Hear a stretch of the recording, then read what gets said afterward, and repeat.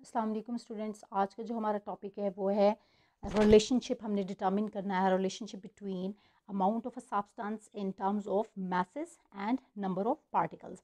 तो आज के हम लेक्चर में देखेंगे कि क्या रिलेशनशिप है अमाउंट ऑफ अ सब्सटेंस का इन टर्म्स ऑफ मासेस या फिर नंबर ऑफ पार्टिकल्स से।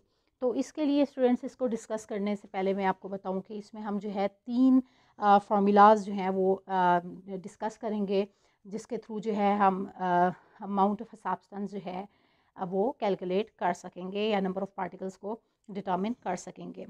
तो स्टूडेंट्स, सबसे पहले जो हम फार्मूला डिस्कस करने जा रहे हैं वो ये है कि फ़र्स्ट, जैसे कि आप देख रहे हैं कि number of atoms of an element, अगर आपने डिटरमिन करना है number of atoms of an element, जो कि मैंने प्रीवियस एक लेक्चर में आप लोगों को शायद डिस्कस भी किया था कि number of atoms of an element हो that is equivalent to mass of the element divided by atomic mass. क्योंकि यहाँ पर एटम है तो एटम्स अवेलेबल होंगे, तो फिर आपने एटॉमिक मास लेना है।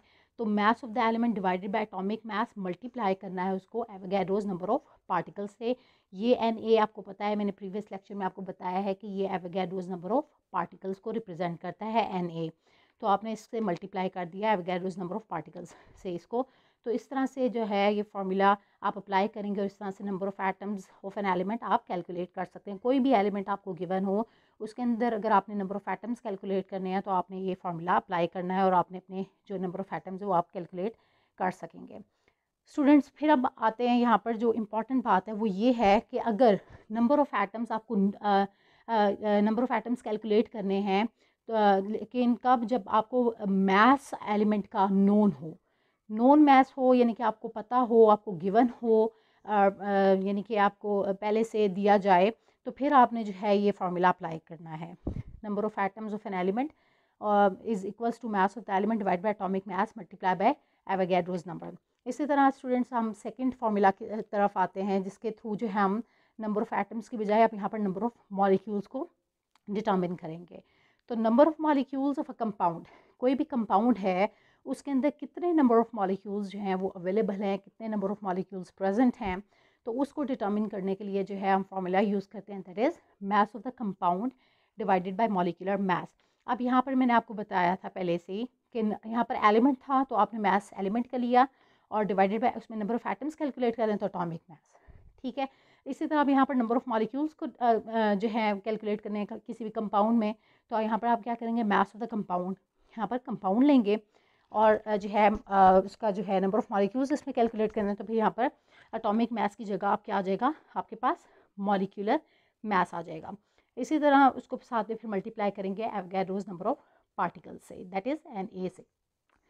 तो स्टूडेंट्स, होप सो कि ये दोनों जो है फार्मूलाज आपको क्लियर हो गए हैं। अब हम आते हैं अपने थर्ड फार्मूला की तरफ, जो कि क्या है, number of ions of an ionic species.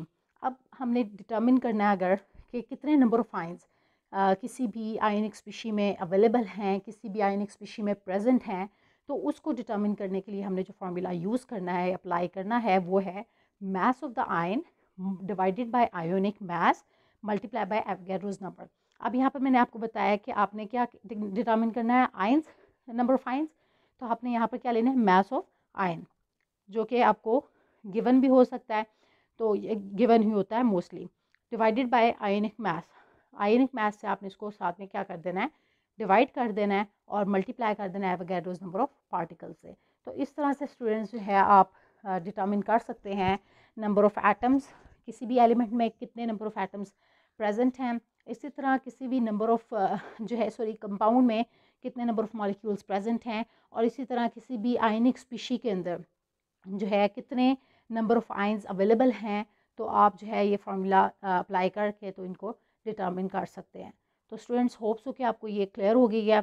हम इसको जो है नेक्स्ट लेक्चर में जो है इसको फाइंड आउट भी करेंगे, ताकि जो है आपका कॉन्सेप्ट और भी ज़्यादा क्लियर हो जाए और स्ट्रॉन्ग हो जाए। होप्स हो कि आपको समझ आ गई है students. Thank you so much.